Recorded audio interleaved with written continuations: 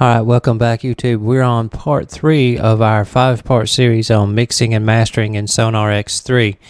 Where we left off last time is we created some Addictive Drums 2 tracks and did some triggering with those tracks, triggering them to the bass or the kick drum and the snare drum of our acoustic drum set.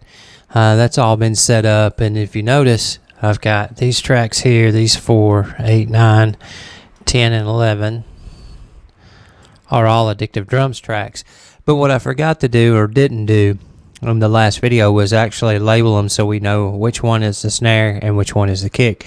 So we're going to start off by doing that and doing a few more little cleanup items before we move into doing a little bit of bus structuring and really starting to really shape and mix together the acoustic set with the triggered set.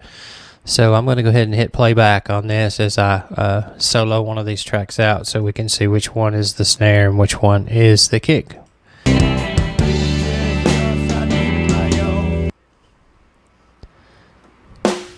Alright, so we know that that's the snare, so I'm just going to call these 2 tracks AD snare.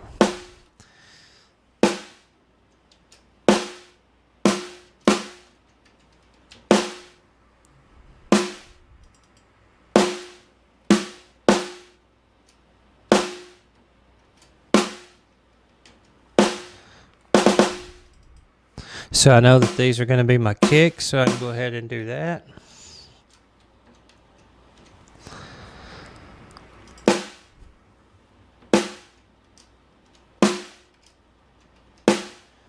Alright, that's all labeled up.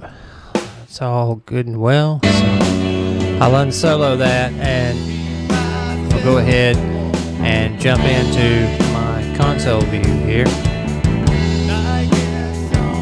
Or my track view, I should say. Stop my playback. Well, actually, let me give you a little sample of what this is without the triggered effect. Again, that's without triggering and without gating. That's with gating and with triggering. So huge difference in sound. I'll stop playback right there. We're going to jump back over to the track view, and I want you to notice over here in our bus section, that's where we're going to start today, really, is in busing, and I'm going to bring this out a little bit where you can see it. You notice I've got a master bus and then 3 other buses that are labeled B, C, and D. We're going to actually use those buses, and I'm going to relabel them.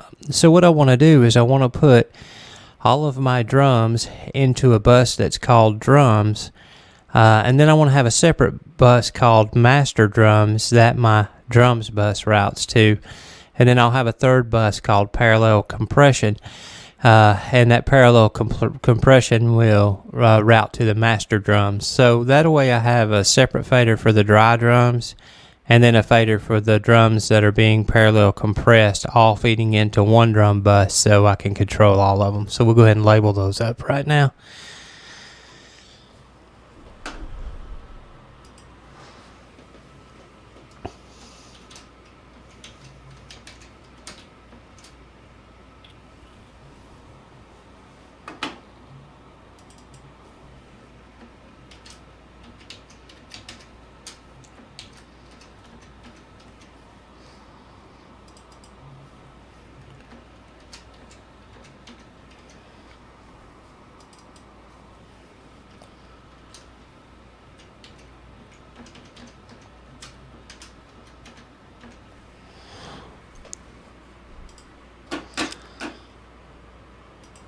Alright, so now that I've got those labeled, now we want to send, instead of sending our drums and our drum tracks straight into the master bus, I'm going to actually change them out and send them to the drums bus that we've created. So I'll start with my snare here and just change it to drums. Kick, I'll change to drums. High tom, I'll change to drums. Floor tom, I'll change to drums. So Now when we come to our addictive drums tracks, there's a couple different ways you can handle this, right? I don't want to send them to the drums bus, I don't believe. I think I want to send them directly to the master drums, because I'm going to put some processing on the drums bus, not much, but I really don't need to put that same processing on my addictive drums tracks, because they are triggered tracks, and I can actually go into the addictive drums program and do, what little bit of compression or anything that I want to do there. So I'm going to send them, I think, to the master drums. We're going to play this back when I send them, because this does something kind of weird. So when you send electronic drums to a drum track or send them somewhere other than the master, sometimes it takes a little bit of the punch out of them, and we want to make sure that don't happen. So I'm going to go ahead and start playback, and we're going to play around with this for a second.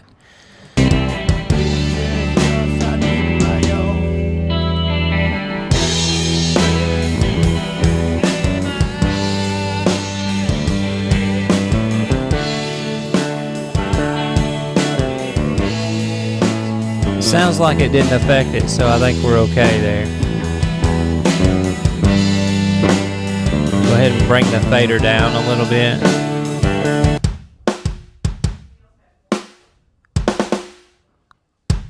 That sounds okay. So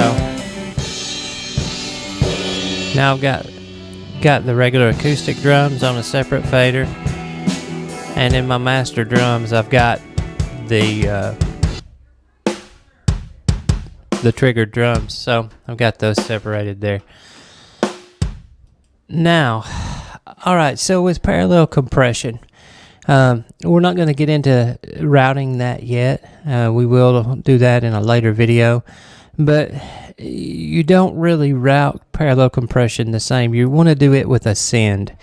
So what we're going to be doing is we're going to be creating sends in maybe at the end of this video, but it'll probably be the next video. From all of the kit pieces to the parallel compression. So for the acoustic drums, we'll send the kick, the high tom, the floor tom, the snare. Yeah, that's all on kick, high tom, floor tom, snare, as a send over to the parallel compression track, where we'll open the Pro channel and open up a bus compressor and just really squash them. I mean, we're going to crank the parallel compression. But when I do that, what I'll end up doing is I'll end up taking this fader and bringing it way down and just barely blending them in. So it doesn't matter how bad I squash them, when I bring it in and it mixes with the other drums, it will give it a good effect. So let's get this routing out of the way real quick. The drums track right now is routed to the master fader. That's not where we want it to go. We want it to go to the master drums, so I'll change that there. Parallel compression needs to go to the master drums as well, so that's done. Alright, so I've got the dry track going to the master drums, the parallel compression going to the master drums, and the master drums track going to the master fader for the whole song. So that's pretty much set. Everything's in order there. So now what we're going to get into looking at is we worked on the kick, we worked on the snare. What we did not work on are the high tom and the floor tom on any kind of gating or anything like that. And it's not quite as straightforward and as cut and dry as the kick and the snare was.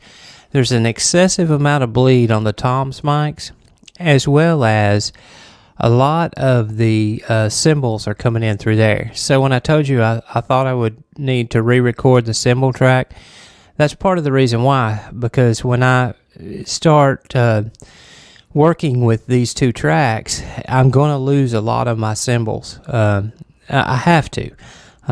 These two tracks, for some reason, all the sounds of the drum kit seem to come in at the same decibel level, so I don't think I'm going to be able to differentiate between an actual strike and an actual or like a bass drum note that it picks up, or a snare that it picks up well enough to use a gate effectively.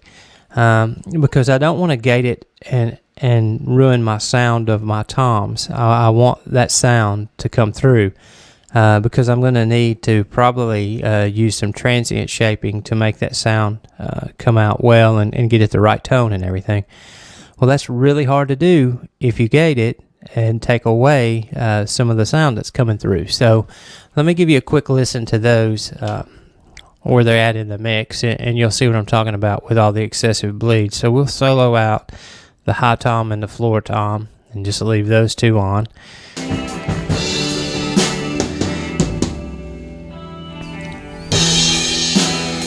So you see, I mean, it's just a huge amount of bleed. Huge amount of bleed coming in through those. So what do we do to effectively remove that bleed? I want to show you what a gate will do to it, and I'm just going to work with them one at a time. So the only one I'm going to leave on is the high tom. We're going to open up the Pro channel, and I'm going to insert a gate.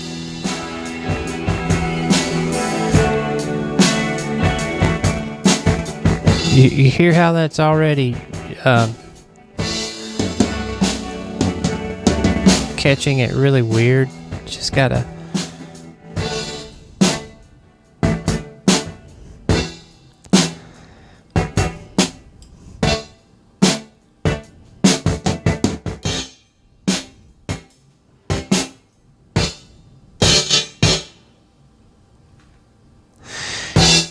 Yeah, so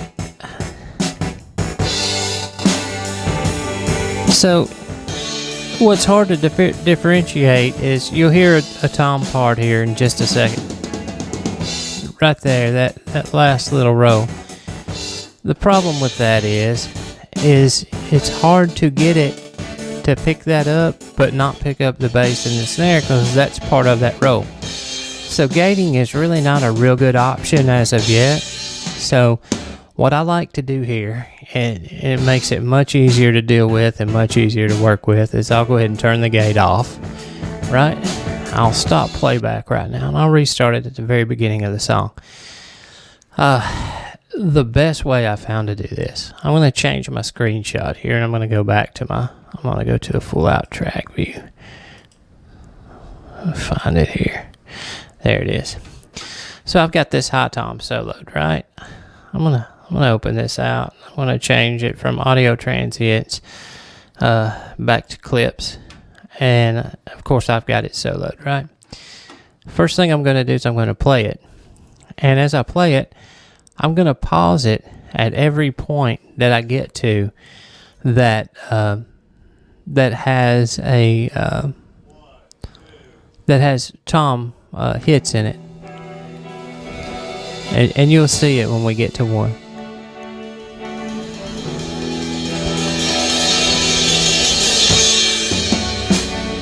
Right there, that tum-tum. Heard it right there. So, in essence, what I'm going to do is I'm going to take this. I don't need any of that stuff, so I'm going to cut this track to there. We're going to replay this right here.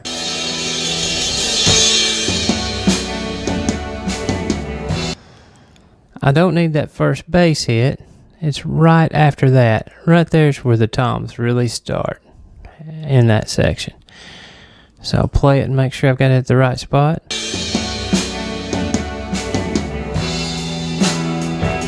So, and then it ended right here. Let me play it one more time to make sure.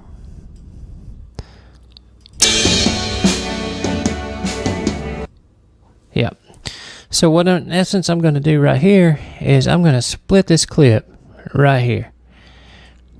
Okay, so once I put the split mark in, then I can take this side of the clip and remove what I don't want. So all we're going to have are small clips of the toms all the way through the song. Now I'm not going to bore you and keep you on the video watching me do all that, but what I'm going to do when I finish this video is go in and I'm going to go through every single one of those, and or both of those tom tracks, and do that all the way through the tom track until I just have the tom parts that are in there.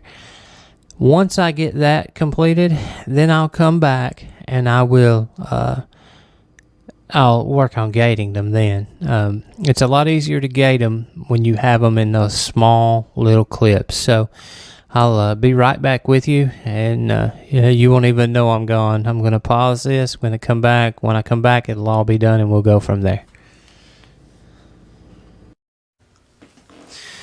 All right, I'm back, and you didn't even know I was gone. Actually, it took quite some time to get that put together. I ran into a few issues here and there, and I'll kind of show you what I ran into as best I can. I spent probably an hour and a half on those toms. They're still not where I want them to be yet, but they're workable now. First thing you want to notice, I did and was able to get them down into clips, so that took care of a lot of having to gate all that bleed out and taking the sound away from them. I was hoping I could get away from gating them at all, but that wasn't the case. I still had to gate them. Also had to compress them, and I had to do it in a weird order. I had to put, and I'll show you, let me go to my console view track. Look at where the gate and the compressor is in the chain. Usually that's reverse of that, and it's just weird that that came in sounding the best that way. But I'm gating them pretty hard. But the problem I was running into is because of all the cymbal bleed, those clips, I couldn't get all of that bleed out just by clipping it, because of course every time I hit a tom, some of the cymbals were carrying over into that. So it sounded like when you would hit the tom sections of the songs, it would increase the volume quite tremendously. So I did some compression to help control that, but I also had to do some gating as well as some pretty heavy EQ curves there. I've got them sounding really flat, and we're actually going to add some punch to them at a later time, but for right now I've got them workable. So let me show you where we're at with them.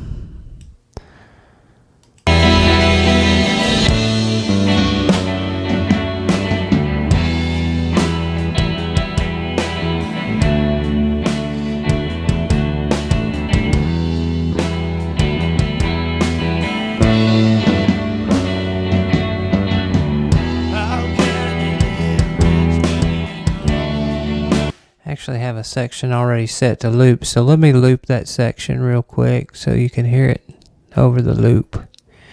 And let me go back here to my track view so I can make sure I'm at that loop section. I'm at it right now, so here we go.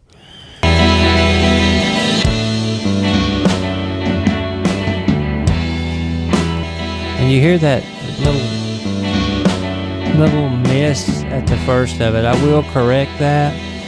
But there was a really loud cymbal bleed coming in there, and that's all I could do to get it out. But I've got them pretty flat.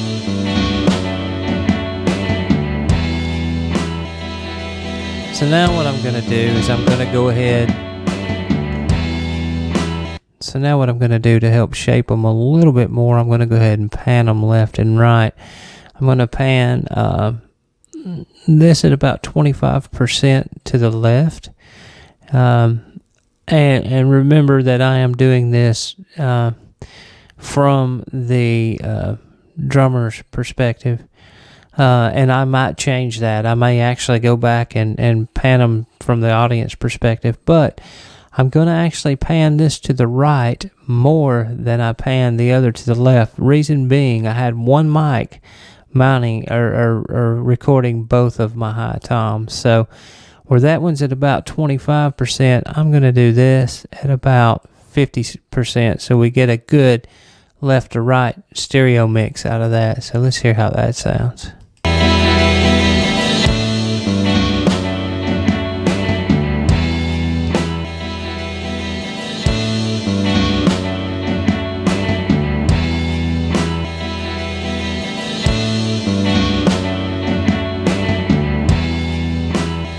Gonna turn the loop off because you're not gonna hear that much in that breakdown. Where you will hear it's in the roll that's coming up when we get to it.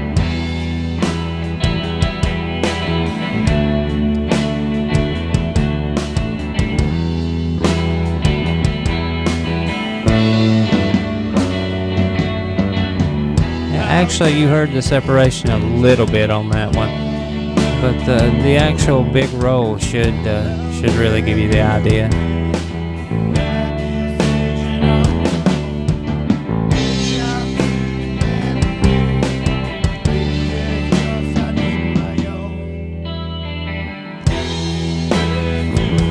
That should be coming up right up here.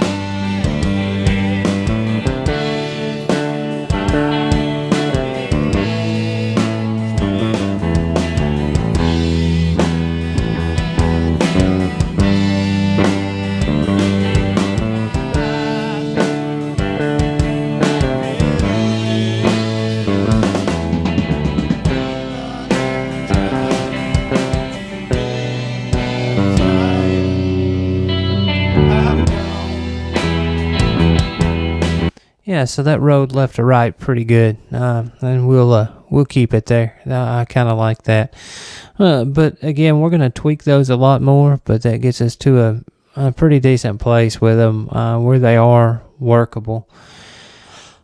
So the next thing I'm gonna do is I'm gonna come in here and I'm going to pull this over so I can look at my busing structure, and I'm going to create a Toms bus. I'm gonna add a new bus by right-clicking and call it Toms. And then I'm going to route both of my Toms instead of to the drums bus. I'm going to route them to my Toms bus. And then I can do some additional conditioning on them. So there's my high Tom, and then I've got to grab my floor Tom and do the same thing. Tom's bus, again, is going to mount to drums. So it all ends up in the same place, but it gives me a little bit more control over where I'm at with the toms. So let me adjust some levels here. See how much more punch that was? It made it red line, so I'm going to have to bring them down a little bit.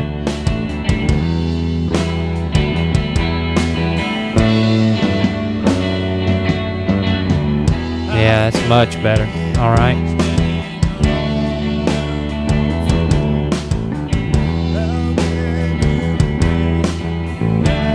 Now I'm having to do a little bit of staging here because levels are getting up there. I'm getting a little bit of clipping, and next video I'll really get into doing some gain staging because when I start throwing that parallel compression in, that's going to make a difference on the master fader or master drums fader.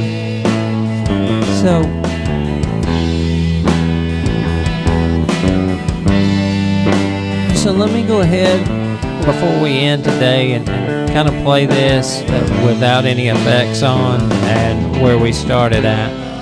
So I will bypass the effects. And I will mute my triggered drums.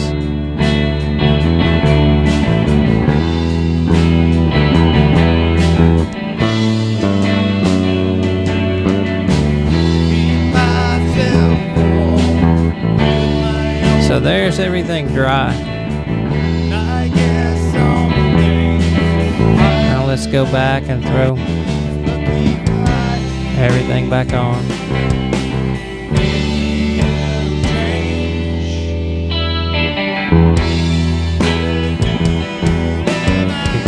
I'm going to give you a little volume to it.